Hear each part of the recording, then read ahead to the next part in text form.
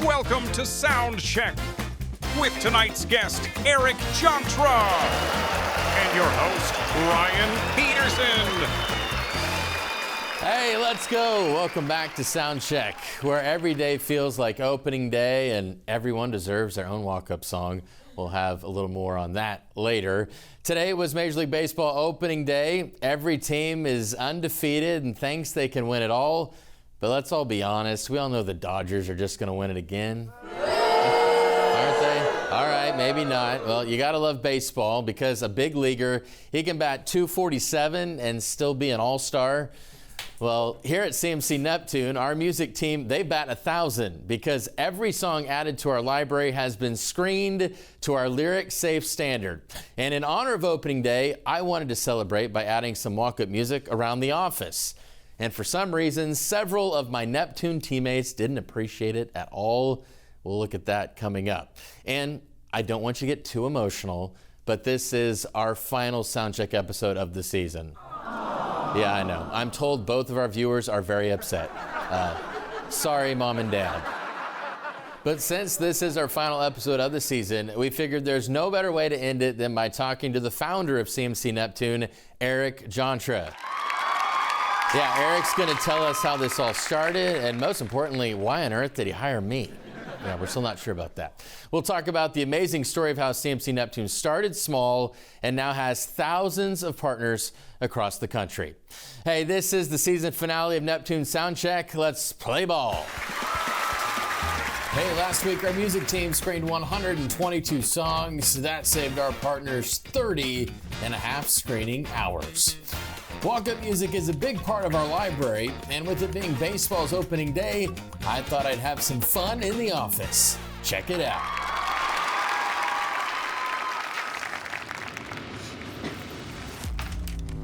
Now typing, Jasmine Parks.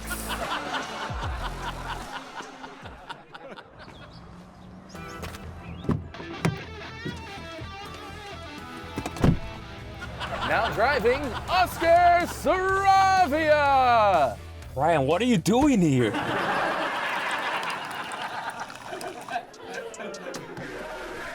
Now taking a coffee break, Mateo Ogden.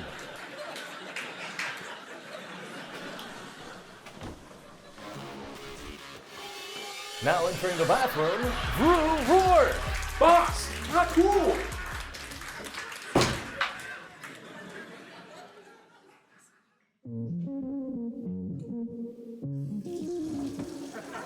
Now stepping to the sink, Izzy Peterson. I don't know what everyone's problem was. Maybe I went a bit too far in the bathroom. Sorry, Drew. All right. Well, for our season finale, we needed a big name. And tonight, we're bringing in the most powerful man at CMC Neptune.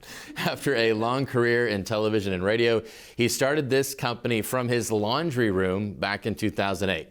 With Neptune GameTime, Neptune Radio, and School Zone, CMC Neptune now brings custom lyric-safe music stations to more than 3,000 schools and venues across all 50 states, even internationally. He's the founder and president of CMC Neptune, and he's been an incredible blessing in my life. Please give it up for Mr. Eric Jantra. Thank you, Ryan. Thank you. Thank you for taking the time. I know you're very busy this week. You've been traveling as well. I did want to ask you, if you had a walk-up song that you arrived to in the office, what would it be? I'm frankly disappointed that you didn't play it here when we started. We should. No, it would be Thunderstruck by AC/DC, which was, interestingly, for the first 10 or 11 years of the existence of our company, it was the #1 most requested song that came in. It's a classic. Yeah. The story of CMC Neptune is pretty crazy. It really kind of did happen by accident. I mean, you had worked in radio, you owned a radio station, but you did not plan on owning a custom music provider. So how did this happen? It was an accident. It was. I started the company in 2008, and it initially was going to be a sports marketing and advertising agency, and that's what I was going to do. And the very first customer that hired me, the very first client that hired me, was Splash Kingdom Water Park, Canton, Texas. Johnny and Marcy Blevins were good friends of mine, and my family. And I went to them. Johnny hired me. And that was in November of 2008. And a couple of months later, he starts telling me that they have a problem at an ongoing issue at their water park, which at that point had existed for just a few years, of having the right music mix. They wanted family friendly, obviously. They didn't necessarily want all contemporary Christian. They just wanted it was a unique mix. And it was not a mix that they could go get from a provider. And so I told him I wasn't interested. I didn't want to do that. And he just kept bugging me. And over a period of about a month and a half, he mentioned it 3 or 4 times. And finally, mainly just to get him to shut up and leave me alone, I created a Windows Media playlist of the type of music that he wanted, the collection of music that he wanted. And he and I were walking around the park listening to it in around the 1st of May of 2009. And as I was listening to it, I thought, I could record some messages and encourage people to buy a souvenir cup or get some mini melts or something like that. And so that's what I did. And I believed when they opened on Memorial Day weekend of 2009 that project was done and I would get back to running the advertising agency. But then a couple other water parks heard about it, and they called and they wanted it, and that's how it took off. Yeah. I had mentioned earlier that you started this in your laundry room, which kind of a joke, but kind of real. No, it's not a joke. It's real. Yeah. It's not a joke. Yeah. When did it really take off? Yeah. First of all, that's not a joke. I mean, we say that all the time. And the house that we lived in at that time had a built-in desk in the laundry room. And so for the first several years of the company, we didn't have an office. We didn't get our first office until 2015. And my wife, Christina, says that during those formative years of the company, we had the cleanest clothes of any family that was in our neighborhood because I did laundry and got a lot of work done during those years. 2009 is when Splash Kingdom bought and a couple other water parks. 2010, we were up to exactly 10 water parks. We always remember 10 in 10. Yeah. We had 10 water parks. And then sometime in late 2010, early 2011, we picked up a college fitness center out of the blue. We weren't really looking for college fitness centers, but we got one. And then another, and then another, and then we picked up a ski resort, and just some things were happening that were really curious to me because we weren't really going after those people. They just kept hearing about us and hearing about our unique approach to background music. And so that happened, but without a doubt, things really took off. At the end of 2011, I was talking to a good friend of mine who was a superintendent of a school district down near Houston. And he was asking me, he's kind of entrepreneurial, and he was asking me about the water park scene and the college fitness center scene and all that. And he says to me, I never forget this moment. He said, "You really need to create this for high schools for sports."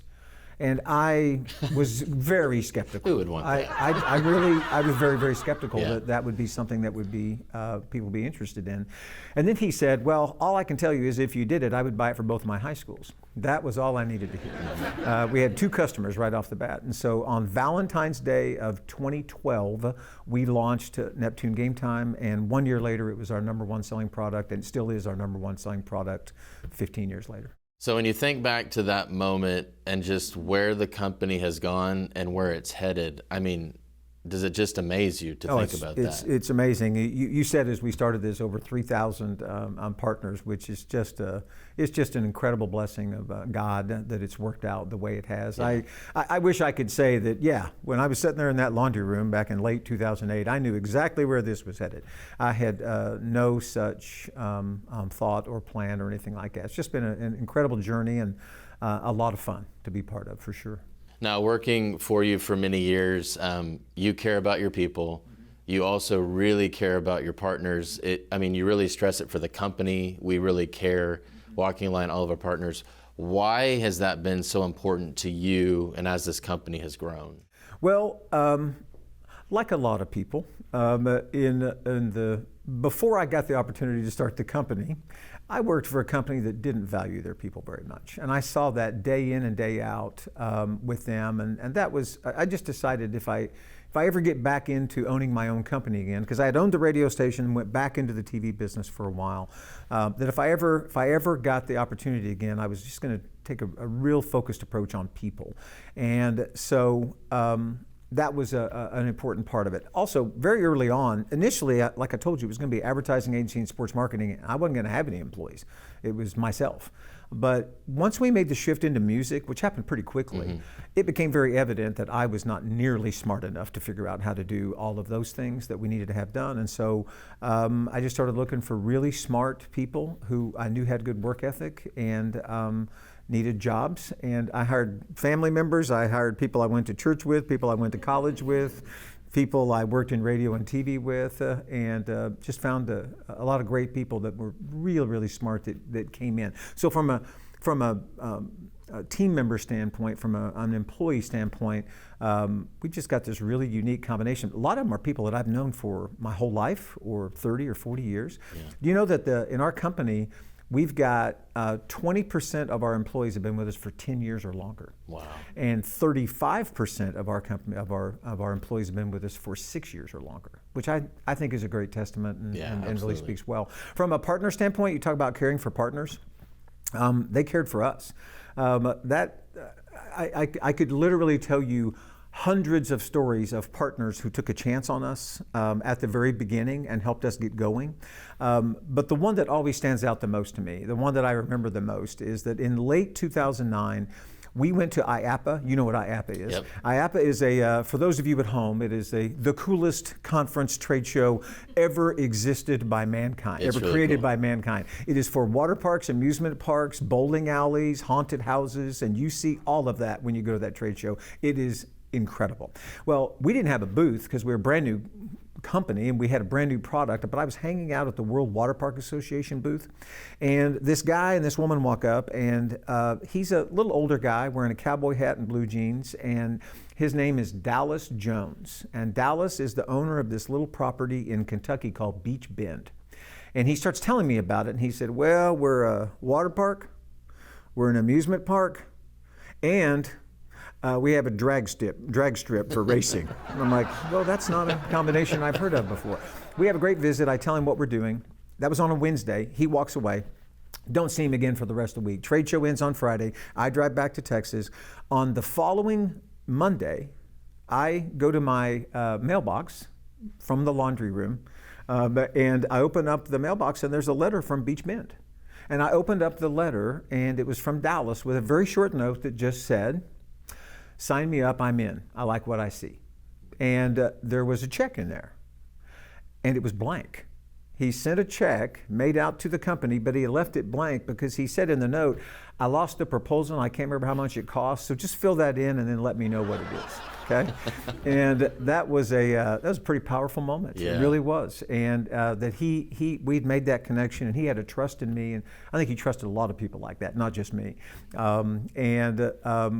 We've had so many other partners in those early years where the product that we had, that we were selling, we were kind of building the airplane as we were flying it, and it might not have been the greatest product in the early years, but it got better really quickly because we had so many great partners. Dallas passed away in February of 2023. His daughter Charlotte still runs Beach Bend today. They've been a partner of ours since 2010. They were one of the first 10 people that signed on with us. So those kind of people, I've met so many of them over the years by the hundreds and hundreds and hundreds that those partners who believed in us and have continued to believe in us and work with us, they've really made a big difference for us. Well, that's an awesome story. Thank you for taking the time. It's just really cool, and to be a part of it has been awesome for me. But just thank you for all you've done for us, and we do really appreciate all of our partners. It's so much fun to get to meet all different people, and it seems like who knows what we'll come up with next in terms of where our stations will go. Yeah, and it's really crazy. This company. We have so many smart people and so many creative people and talented people that are coming up with ideas and doing things that I would have never dreamed of. And so it's really exciting to see those things happening. And it still feels like, even after all these years, that kind of the sky's the limit, that we still got a lot of opportunity to do some really neat things and live out our mission pretty well. Yeah. Well, thanks again. Yeah. Thank you for joining us this season. This is a wrap on this season of 8 episodes. If you'd like to go back and watch any of the others, hey, they're all on YouTube, and we appreciate it. And continue to follow our content on our social media and YouTube channel. So I do want to thank all the production guys for all the hard work that they put in the past 8 weeks to put this together. It is a lot of work. I do appreciate it. And if you want to learn more about our company, maybe how we could even help out you and your venue or your school, go to neptunenow.com. So thanks so much for joining us. Have a good one.